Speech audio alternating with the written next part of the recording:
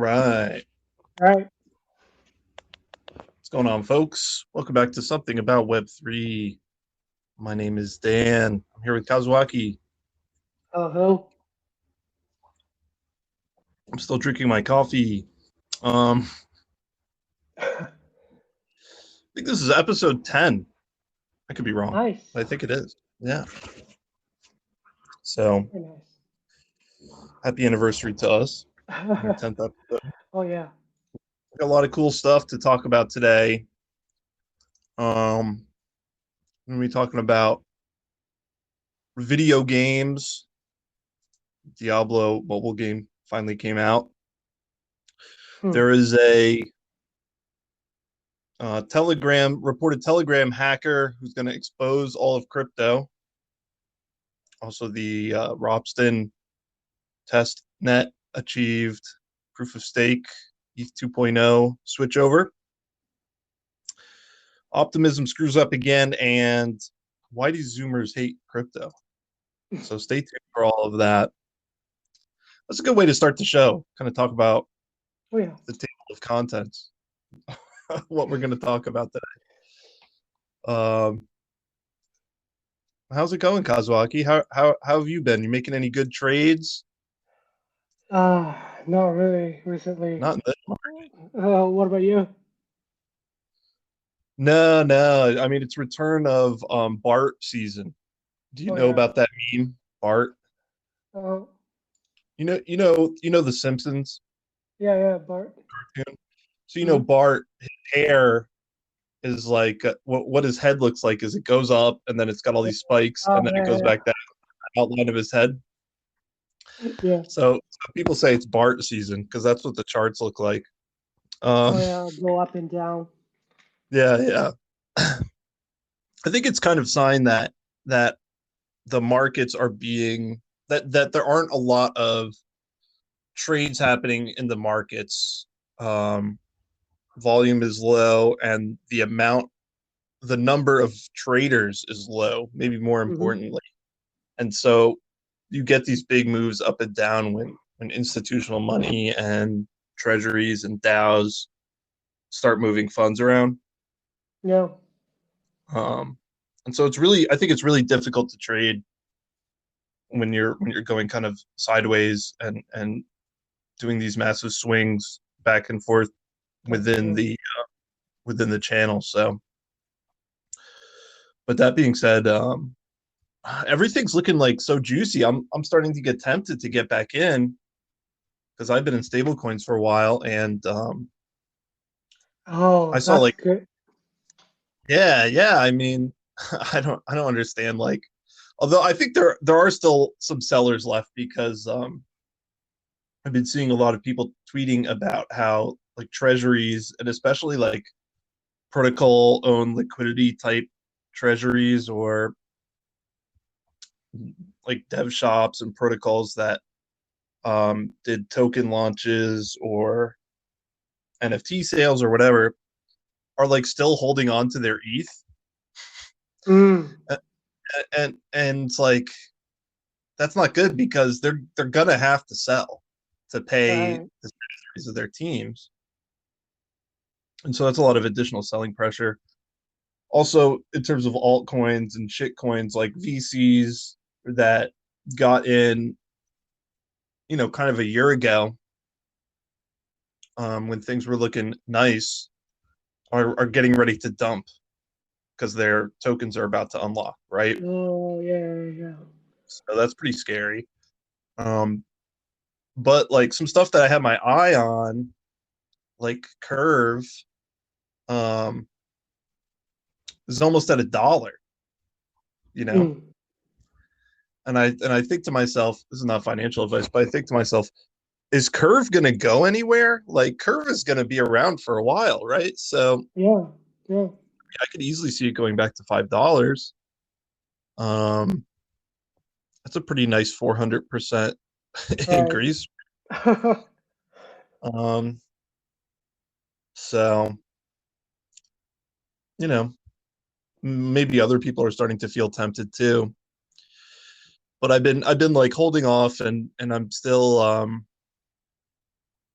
still on the sidelines, and I'm satisfying my urge to buy something with buying really crappy NFTs. That's kind of my solution, so I can force myself to wait instead of buying, thousands of curve tokens. I'm just going to buy a NFT of a cute hamster for $50 or something. Nice. Satisfying gambling addiction. But at least I'm not playing the Bitcoin slot machines yet, No. so that's good. um, Speaking of Bitcoin slot machines, which Zoomers love, all the big Twitch streamers we talked about last week are doing the Bitcoin slot machines, but in general, they hate crypto. And I saw some tweets this week about like people within crypto Twitter not understanding how much people outside of crypto hate crypto now, which is Mm. kind of unexpected for me. Like I really didn't think that this would happen, that people would be so anti-crypto, and especially I think younger people are. Yeah. I don't know. Do you have any thoughts on why that is? Uh, I don't know. I don't really know. I mean, obviously, like we are exception, right? And Yeah. Well, we're a little bit older though, right? So right, right. I don't know. Like millennials. when I look at the people around me in Japan, especially, like they all love crypto pretty much. Really? Yeah. Hmm. And like they're generically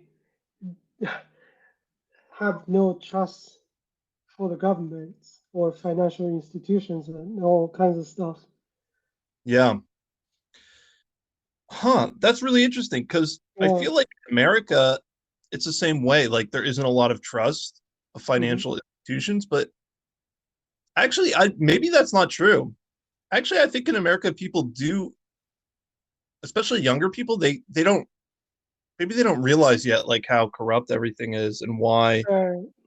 why like what Satoshi did was important at the time Hmm. because we haven't had another recession, you know, Right. Right. and we haven't had another Occupy Wall Street. I mean, Occupy Wall Street is kind of a millennial movement.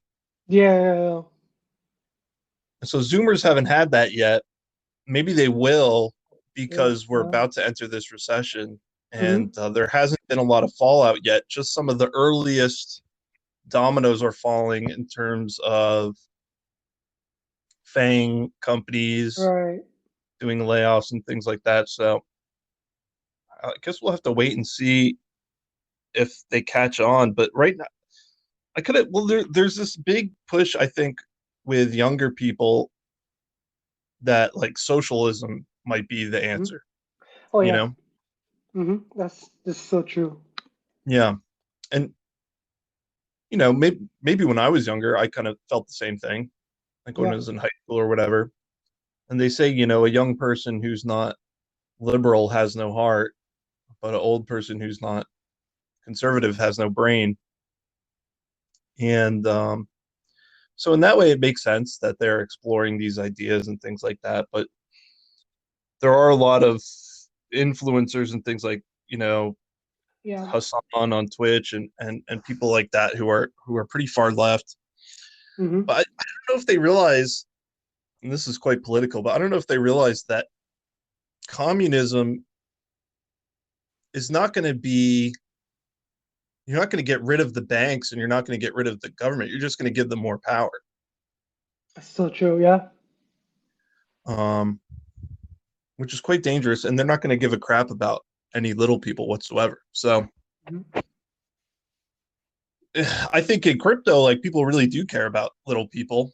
Maybe not on the institutional level, or like if you look at the markets, people don't. But then I think if you get down to the individual relationships, there is a lot of camaraderie and willingness to help people out within the community. Hmm. Um, but it is a problem. Like I think it's a major problem. Like the crypto needs to figure out a way to improve its image,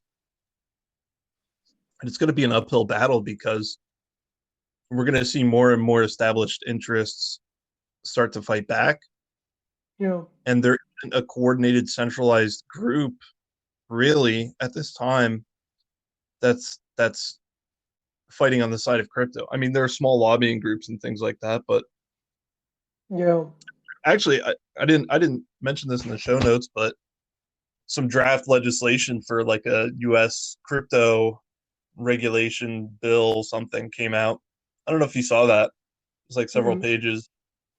It's got some interesting stuff in it. Deferring taxes for you know, yield farming and things like that until the underlying asset is sold. wow, wow. Yeah, I mean that's so helpful because if you farm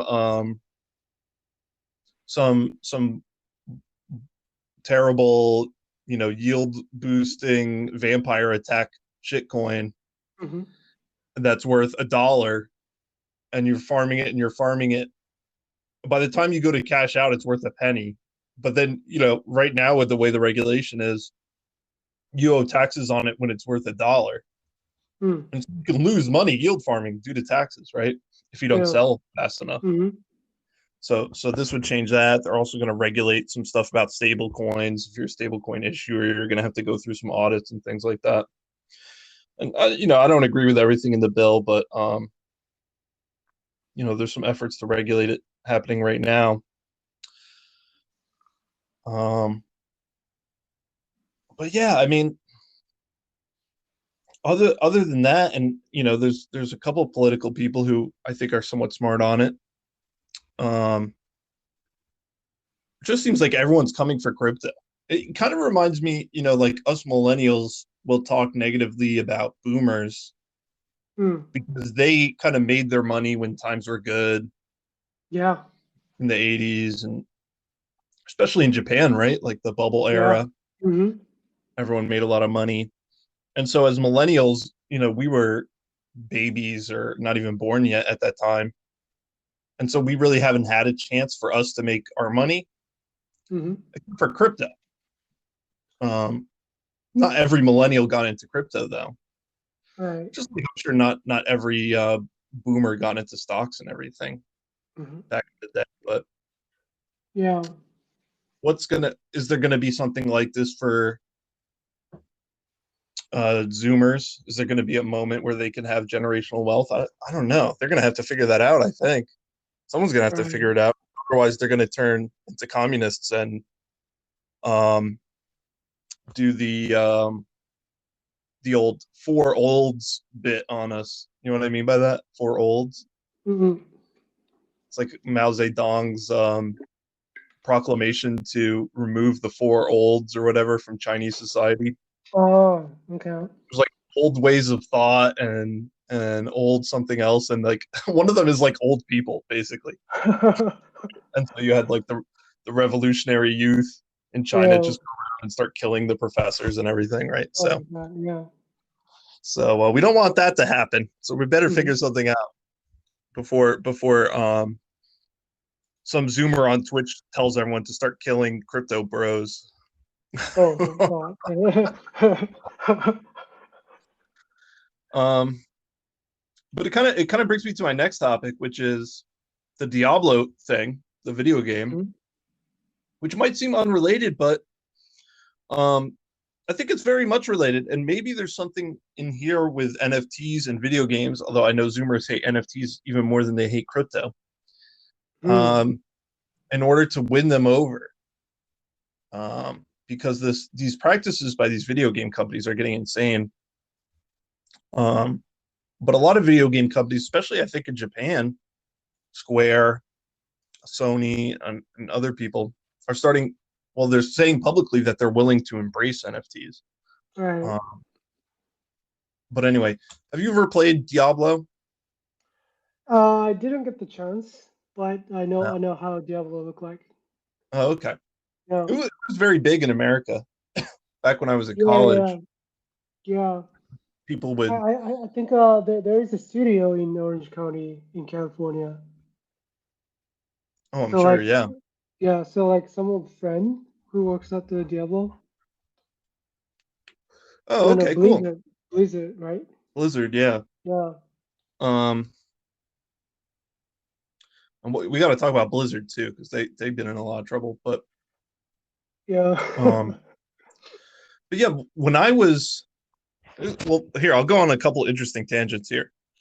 When I was in college, I knew a kid who ran a bot that would play Diablo automatically.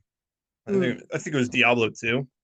yeah. And it would just like teleport into this dungeon and like do something and then grab the items and teleport out. He would just do this all day running on his Oh, computer. And he would take the items and he would sell them on eBay, you know? that's good. That's great. Yeah, and if you bought it, you'd have to like go meet up with him in the game Oh and trade yeah. it over. But he would make real money from it. Later Diablo 3 had an in-game auction house so you didn't have to go to eBay anymore. Hmm. But it's kind of like some of the first ideas about like trading real money for digital items. Mm, Um, and so this latest version, I think it's called Diablo Immortal. Um, they've done away with all of the kind of old stuff for first of all, it's free to play, just like Fortnite or whatever. But because it's free to play, there's an in-game shop with all these microtransactions. So you can buy gear for your character and you can level up and buy all these different kinds of gems and all this crap. It's a yeah. gotcha game, what they call a Yeah. gotcha game. Hmm. Um, and someone figured out that it costs over $100,000 to fully level up your character, which is Wow. insane. Insane, right? If you want to have the strongest character in the game, you got to be willing to put down $100,000. I don't know how many people are going to do that, but you know what? There's probably rich people who like Diablo, and they'll say, "Whatever, it's not that much money to me, so we're just going to do it." Wow. Um, but the problem is when Diablo Immortal, a couple of years from now, when Diablo Immortal is no longer worth playing and Diablo 4 is out or whatever, all that money is going to be wasted, right? You're not going to be Hmm. able to take your gear with you to the next game or whatever. And that's where NFTs could come in, right? Right. Right. Because you'd be first of all, it makes whatever is being represented by the NFT more liquid. So you could Mm, you could sell it, right? You can't well, I don't know exactly how it works in Diablo Immortal, but it's not easy to sell whatever gear you get from playing the game or buying. So you got to figure that out on your own. But yeah. if it was on the blockchain, then you could go over to NFTX or whatever and start trading your gear, right? Or OpenSea. Mm, That would be awesome. That would be awesome. Of course, from the game developer's perspective, they're not making as much money, right? Because now there's a secondary market. There's basically a yeah. GameStop. It's like GameStop, or it's like hard off for in-game items, right? Yeah. That would be cool if hard off had NFTs. Like you walk in and there's like a row of computer monitors showing the different NFTs they have. Yeah. Yeah.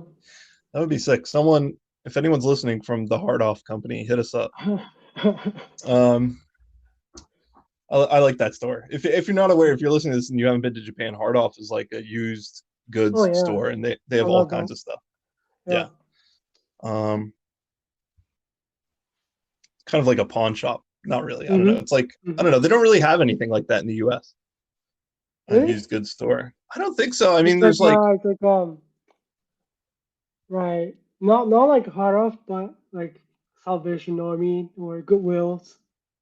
yeah, I was gonna say Goodwill, but Goodwill is just like people's garbage they're trying to throw Right. away. They don't give you any money for anything you bring to Goodwill. Yeah, So, yeah. but well, anyway, so yeah, I think NFTs would help a lot here. Lower first of all, I think it would lower costs. Second of all, it allows you to get out of your position, and then third of all, maybe if Diablo is powered by NFTs, maybe when Diablo 4 comes out, maybe you don't get all the same gear over, right? But maybe the gear is worth something, like you get airdrop Oh yeah. something like that to build kind of customer loyalty. And Hmm. of course, they could put royalties on the secondary sales so that when the next game comes Right. out, they can hype up the airdrop. You Right. could say, oh, if you own something, you get exclusive stuff. You can only get that way, and then that would heat up the secondary market, and then that would heat up royalties um, before the next game comes out. I Mm-hmm. don't know if you've ever participated in an airdrop where you had to have an NFT in order to claim the airdrop, like Bored Apes, right? Like All right. with the other side, Mm-hmm. that bumps the price of that right when that news comes out. Oh So yeah. so you could see the same thing with NFTs.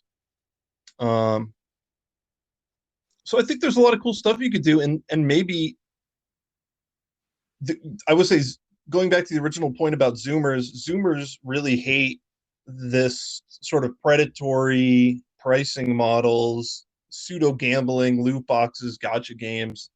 It's very distasteful to Zoomers because they see it as just more evidence of capitalism run amok. So, maybe there's something there that can help win over Zoomers as well. Maybe that's an angle for young people to say, hey, your digital video game items could be worth something, you know? Mm. They're not useless. All those Fortnite skins you collected of Travis Scott or whatever. I don't play Yeah. Fortnite. Yeah. Who's in it? But maybe that's worth something once Yeah. the game ends and Fortnite 2 comes out. True. Yeah. Maybe Fortnite Did, 2 is did, already out. I don't know. did Diablo wants to do something with the NFT, or is there any like kind of an announcement from them, or? So, Mm. I mean, this is Blizzard. Blizzard, the company, is in a lot of trouble, you know? Right.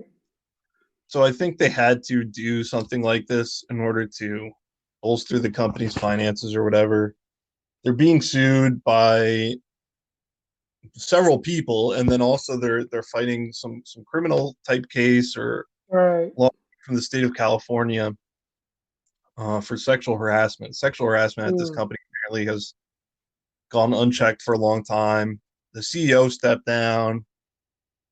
I don't know if you Oh, heard about this, but they were like these guys at the company were like breaking into the women's lounge at the company and went into the fridge and started drinking women's breast milk from the fridge. oh, that's gross. That is seriously gross, right? I mean, that is just Yeah. on that point, it's gross. Yeah. But also, I mean, it's gross to like drink someone's breast milk that you don't Oh know. yeah. It's up. It's messed up and it's also disgusting. Oh So my there are a God. lot of Yeah. problems over there, right? I don't know Whoa. what's wrong with people. Um, so anyway, the company's in a lot of trouble. Um, but yeah, I mean, I would like to. I mean, I'm not saying the company should be saved by doing NFTs or something because that'll just make NFTs look worse. But Yeah. maybe this is an opportunity for the video game company and crypto to come together and try to bolster both images, and by doing something that, in my opinion, is positive for consumers. No. Yeah. Um, anyway, that's my hot take on Zoomers. Um, so, what do you think of a dying nobody? I haven't checked this since the other day. This a Yeah. Telegram reported Telegram hacker. It's it's gonna be it's gonna get really nasty if what he was mentioning is true, because Yeah, he's going to publish something from crypto influencers ranging from as little as 800 followers to as much as 1 million followers. hmm Discussions pertaining to racism and homophobia of adultery and sexual assault of members of the public and those within the crypto communities. really nasty stuff. Apparently, Yeah. yeah. Um, well, Telegram came out and said that it wasn't true. Mm. They already came out publicly and said that no such hack exists. That's what they're saying. Uh, Um, Me personally, I'm pretty skeptical of it. Hmm.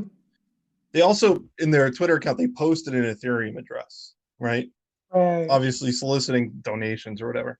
Hmm. Funnily enough, one of the first donations they received was someone sent them a Milady NFT. Oh my God. So that's great because Yeah. Milady was canceled, um, and so someone sent a canceled NFT, Oh, nice. to the address, which is hilarious. So this person is now a Milady NFT holder. Um, Nice. I like the people in the crypto like really creative that way, like how yeah, to advertise themselves. yeah. Very creative with the trolling Yeah. and the psyops and everything. Yeah.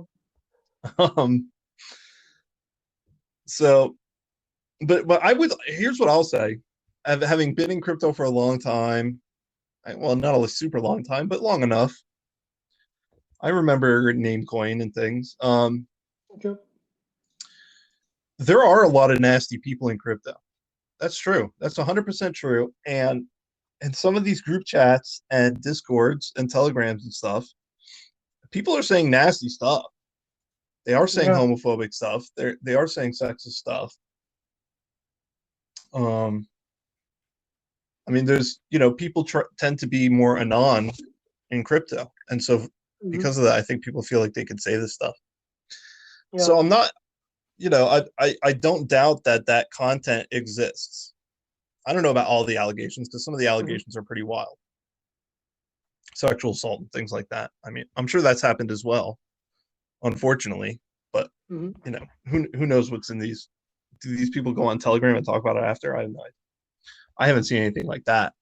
Um, Obviously, if I saw something illegal, I would not, you know, be stoked about that, Yeah. report it or whatever. But but people say nasty stuff and they say inappropriate stuff, and you know, I'm sure some of the founders of these companies and these protocols and stuff are saying nasty stuff. There's also allegations that they're just like talking shit about their own users, talking openly about how what they're doing is a rug, that they're vampire attacking and everything. I mean, I'm sure whatever the earliest sushi swap telegram looked like, I'm sure they were talking a lot of smack about how they were going to attack Uniswap and all this Yeah. stuff, right? Um, so I don't doubt that the content exists, but does this person actually have it? Does this Telegram hack exist? Part of me thinks this is just a person who joined a bunch of Telegrams early. Oh You yeah. know, I don't know if the hack necessarily needs to exist, for you to have this kind of information, but um, in any event, I guess we'll see what happens. When is this stuff supposed to come out? They said next month, right? Next month. Yep. Yeah. So I'm sure we'll report on it here. If something actually happens. Um, Mm. but okay, June 15th, 30th, and July 7th will be the drops. So pretty soon. Um, I don't know. But Mm. I don't know. It's probably nothing. It's just performance art or Yeah. something. I mean, who knows who this person is? Nobody knows. So, but it was as soon as it was. Here's one question I have: if I were to just make an account on Twitter and just say this kind of stuff, like, would it get picked up at all? I don't think so. It would just sit there and no one would pay attention to it. Right. So Right. big crypto influencers signal boost this. How did it gain traction? Mm. I think there's an interesting story there because I can't I don't believe that this is organic necessarily. I think whoever Right. this is that's doing this definitely is colluding with other crypto Twitter influencers and things like that in order to get the ball rolling. Yeah. The Yeah. ultimate goal of kicking off this, upcoming dip that I think will happen, that I think a lot of people think will happen, to bring Bitcoin down closer to 20K, 27 or Mm. 24 or whatever. So that's my theory. They're trying to get the dip over with so we can start the next bull run by canceling some big names in Twitter or threatening to Mm. cancel. How's that for a conspiracy theory? Um, anyway, I guess in somewhat brighter news, Ethereum 2.0 merge is going well. The Robson testnet merge was successfully executed. Um, Actually, do you know, did they do a merge on Robson? Is it like the same procedure in terms of the beacon chain and things like that on Robson, or did they just like flick a switch on Robson? I think they did the same. Okay. Beacon chain. Okay, cool. So it's a proper test run, worked Mhm. successfully. What do you think? Does this make you bullish or you don't care? Uh, I mean,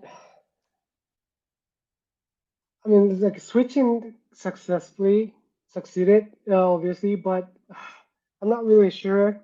Like it's fully successful because like you might have to play around with the dApps and also like like make sure like there will be no reorg in the future or something. Yeah, So like it might take time if this more succeeded or not. yeah. Yeah, there's kind of a problem built into Ethereum in regards to these test nets that yeah, the test nets run, people are running miners on them, I guess now validators. Yeah. Um, but there's no traffic, there's no volume. No one's doing anything on Mm-hmm. Robston. It's not like Ethereum Classic where there's value. Robston Right. Ether has no value. Mm-hmm. So there's no pressure there from the 100 different directions that cause pressure on the blockchain to test this really. But there's also Mm-hmm. no good way to test it between Robston and the main chain, Mm-hmm. right? I Yeah. mean, I guess you could try to convince a level one, or you could try to convince Ethereum Classic to switch over, which I don't think Ethereum Classic will do that, but at least there's some financial activity on Ethereum Classic. Not a lot, but there's some. Um, the alternative level ones, most of them are EVM compatible, but even if they're EVM compatible, they're not using the same consensus algorithms, right? Yeah. So you can't even if you were to switch over a level one that was proof of work. I don't even know what level one is proof of work. I think most of them are Mm. proof of stake already. Um, Even if you could convince them that it's different enough, I think that it's not going to give you full confidence um, doing the merge on mainnet. So it's an important milestone, but you still have yet to see. There's still a lot of danger ahead in the merge, Mm-hmm. and there's no MEV on Robston. So I Right. don't know what the MEV searchers are planning for when the merge takes place, but for some reason, I imagine there's a lot of attacks that are going to take place Mm. that very block that the switchover happens. Yeah. You know, Mm-hmm. um, I will say I did some research and flashbots and things like that is still going to happen on ETH2. Mm. After the merge, all that will remain the same, a Yeah. private mempool and all that. So MEV will still be around. There's no necessarily good solution yet that's widely accepted. There's a lot of people proposing things, but Mm. um, MEV is still going to happen. Um, and will maybe things like time bandit attacks aren't going to necessarily work anymore, or be made a little bit more difficult. But at the same time, I've heard that some MEV is going to get easier Mm. because the validators are able to predict who is going to be able to mine future blocks. Have you All heard about right. that? Yeah. Yeah. Yeah. Yeah, so So, you're now there's going to be block space futures contracts where you can sell upcoming transaction slots and gas Oh my for God, yeah. transactions that haven't happened yet, I believe. Mm. So that'll be interesting. Um, but anyway, all those pressures don't exist on Robson. So we'll have to see what happens.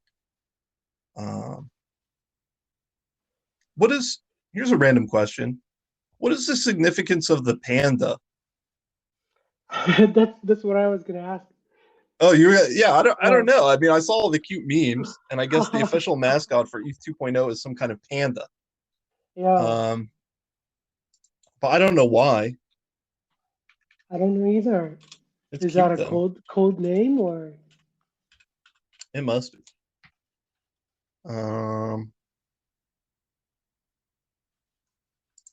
oh, I see. So according to the Ethereum Foundation blog, um, one of the a panda is like a white and black together, Hmm. Yeah. right? And so ETH 1 is a black bear and ETH 2 is a polar bear. And so when they merge together, they become a panda, something like that. Wow. So that's cute. That's cute. Nice. It's only billions of dollars of economic activity on the line. So we better put a Yeah. cute meme together to represent what's Oh happening. yeah. Uh, Hmm. well, I like pandas. Who doesn't like pandas? Right. You ever see a panda One time, yeah. at the zoo? I think Yeah, so. Yeah. they're so lazy. I know. All they do is lay on the ground and eat bamboo. Yeah. At least at the zoo. I'm sure in the real world they're more active. I'd be pretty lazy too if I was a panda in the zoo. Um, anyway, when is the so I guess all steam ahead, for full steam ahead, all steam ahead, that's not a saying. Full steam ahead for the actual merge. Now, when is that supposed to take place? I guess the schedule was decided, but there was potential for um it to be delayed with another hard fork. Hmm. There's a difficulty bomb setting that's Right. going to represent when the merge is going to take place. Do you know when that's estimated to be? Oh, let me check. Um, It's interesting because they're not doing a block height. They're mm, doing this other metric, um, the difficulty bomb. And we're very professional podcasters, so we have this information, you know, figured out ahead of time. And I'm not googling it right now to figure out when this is. Um, oh, been delayed several times. yeah. I guess We it was supposed to merge. happen Mm. now, but I think it was delayed again, Hmm. or maybe it's going to happen soon. I don't know. Here's an article that says August, so I Okay. guess it will happen in August. I got to prepare more. um, so anyway, look forward to that, and look forward to our upcoming coverage of how the ETH 2.0 merge failed, and a year's worth of transactions have been rolled back, and I lost all my NFTs. But at the same time, I have a lot more ETH now, so probably a Mm. good thing. Um, Speaking of massive catastrophes, the optimism um, roll up level 2. More problems this week. More problems. We covered the kind of botched airdrop. Well, in my opinion, it was kind of botched last week. Um, I took my, as I noted at the time, I took my airdrop funds and bought NFTs with it. Um, but it seems that the Optimism team was pairing with another group called Wintermute to set up some LPs um, in different markets for Optimism. I think around $20 million worth. And they had a oopsie whoopsie fucky wucky, as we like to say, and sent 20 million optimism tokens to the wrong address on their L2. Mm. And also apparently today is the 9th, I believe. Yeah, today's the 9th. This happened like over a week ago, and they just announced it yesterday. They just disclosed it Mm. to the public that they did this.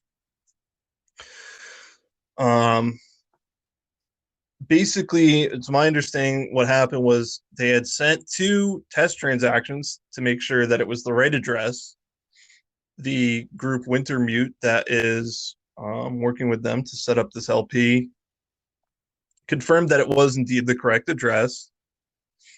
And they sent the 20 million tokens, and then they realized it was the wrong address. And by wrong address, what I mean is there was some sort of multi-sig contract wallet, like I think a Gnosis wallet Mm-hmm. on Ethereum level 1 at a certain address.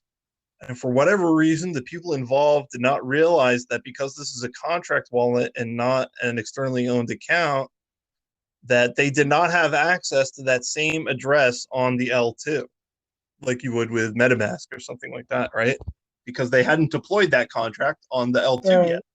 Mm-hmm. Now it's somewhat trivial to deploy the same contract at the same address that you have on an L1 as an L2, but they hadn't done it yet. Mm. And the dark forest of MEV being what it was, someone noticed that 20 million optimism was moved to a non-existent address and was able to successfully deploy their own contract to the address and steal the funds. Which is you can deploy a contract to whatever address you want. You just have to, I guess, kind of mine it on your own computer until you get the address Mm. you want. Yeah. So that happened. The attacker already, I guess, sold 1 million tokens. Also, apparently, I'm reading they sent 1 million tokens to Vitalik for some reason. You know how people like to do that, get Yeah. Vitalik involved. um, Too funny. Yeah. But yeah, they have a lot of tokens still. Apparently, also I've heard rumors that they set up their own LP, Mm. and now the Wintermute group says they're going to buy the tokens from the hacker, maybe OTC or something, in order Yeah. to not tank the price. Also, I saw some rumors on Twitter today that legal action is being threatened against the hacker, and people are calling this a hack. It's not really a hack, right? Mm. It's just a mess up. It's just Yeah. I guess a real world example would be if you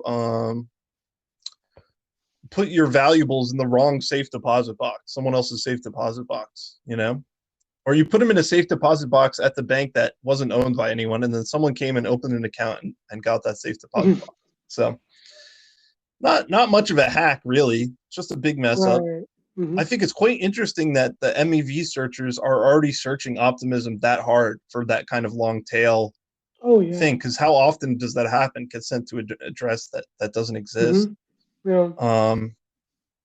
So that's pretty scary in terms of the dark forest. And anyway, optimism again with another fat L.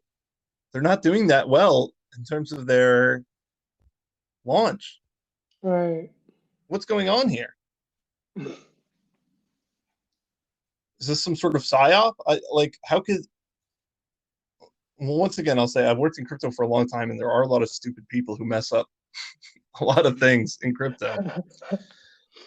But this team seems kind of cursed. I don't know. This is Yeah. bad, right? Mm-hmm. How could, and the worst part is they sent 2 test transactions, and then they confirmed that it was okay, and then they sent the last one. They're like, actually, it's not okay. How does that happen? Yeah. I don't know. Okay. Um, in their disclosure, here was something interesting when they disclosed the incident. They said, we do have the capability at the protocol level to reclaim the funds, but we're not going to do it for now. For now, they said. What does that mean? because they want optimism to be permissionless and trustless. Hmm. So this is optimism's DAO hack moment, right? Yeah, yeah, yeah. They They they might they they might go to hard fork the chain. yeah, fork it to get the funds back. I don't know. What do you think? Like, should they fork it? What's Can people trust optimism? Like, I don't know. What's your take on this? Let's hear a spicy take. Well, I mean, like, obviously they shouldn't do hard fork, right? I don't know. They did one for the DAO hack, and no one cared about that. I mean, well, like DAO hack was situation was a bit different because like they were planning to move on to the proof of stake, and then if hackers still keeping the money, Mm, after move to proof of stake, there's gonna the hacker is gonna be the control the network because like they have a lot of staking money. that's The true. optimism situation, it's just a mistake, and they're like, I don't want to people think, oh, that's blockchain is so easy. Like we just need to hard fork if something happened. Yeah, it's just a governance token. Yeah. They could just blacklist the addresses from the governance contract without Hmm. having to Yeah, do a yeah, hard fork, right? yeah. So that is a spicy take. I like that. Ethereum, even though there's a lot of differences here, like the DAO hack, there was a lot of different people involved versus Optimism. There's just the Optimism group and this Wintermute group. Hmm. Um, but Optimism is just a governance token. It's not used to secure the network like Ethereum, and so you can't really make a claim that at the protocol level this makes the protocol insecure that this user has a lot of the Yeah. funds now. Hmm. Hmm. Oh, that is spicy. I like that. Because I've always been like pretty. I mean, I wasn't involved in the DAO hack. I didn't lose any funds. So I was Right. always like, oh well, who cares? Like why? It always left a bad taste in my mouth that they did that fork. Mm. But I never heard what you just said that because they Mm. were planning to do proof of stake in the future that it endangered the network as a whole. It's a really interesting point. Hmm. Well, anyway, we'll see what they do. Yeah. Um, Yeah. maybe the hacker will return the funds. That's always a possibility too. Yeah. If it was an MEV person, Hmm. it's not uncommon for MEV people to return funds. So, Right. um, especially when they're not doing arbitrage or sandwiching. If they Mm. are doing some sort of quote unquote exploit, a lot of times they do return funds. So, or at least some of the funds. So maybe we'll see something like that happen. Mm. Who knows? I'm just sitting here with my popcorn watching Optimism. I mean, I have no idea who's involved in Optimism. I haven't bothered to look. I wish them well or whatever, but it is in a lot of ways it's pretty funny, right? I mean, this is Yeah. such a bad screw up. Sent it to the wrong address. Ay ay ay. Yeah. Um, maybe this is maybe Optimism was paid off by Binance to make dexes and using on-chain apps and level Oh. twos look scary. Oh. There's my conspiracy theory. Oh. Allegedly, I'm just making that up. Okay. That's not actually true. But it sure seems like something like that is happening, right? Yeah. Ay ay ay. Um, with all that happening, it's kind of been a slow week in crypto, to be honest, Oh yeah, right? I agree. And we're a day early. Um, but it has felt like a slow week. Next week will bring. I don't know. Is there anything else you wanted to cover for this week? Kind of slow, right? Yeah, yeah. There no much going on in the crypto this Yeah, week. Yeah. yeah. Well, that's a good thing, I guess. Um, I mean, well, like moving to proof of stake was kind of like biggest thing, and then like kudos yeah, to core devs, I think. that's true. Yeah, Yeah. yeah. Big props to everyone involved. Congratulations. Hmm. Um, yeah, not easy in a lot of ways, politically, technically. Oh yeah. Um, so a big milestone for them. So Mhm. shouts out. Yeah. All right, everybody. Well, thank you for listening to this week's episode about something about Web3. We'll be back. We're back every week. We won't be here next week though, right? So we'll compress Mhm. into 2 weeks, the next show. So be on the lookout Oh for yeah. that in 2 weeks. But until then, we will see you next time. Yeah. Bye, All right. everyone. Bye bye.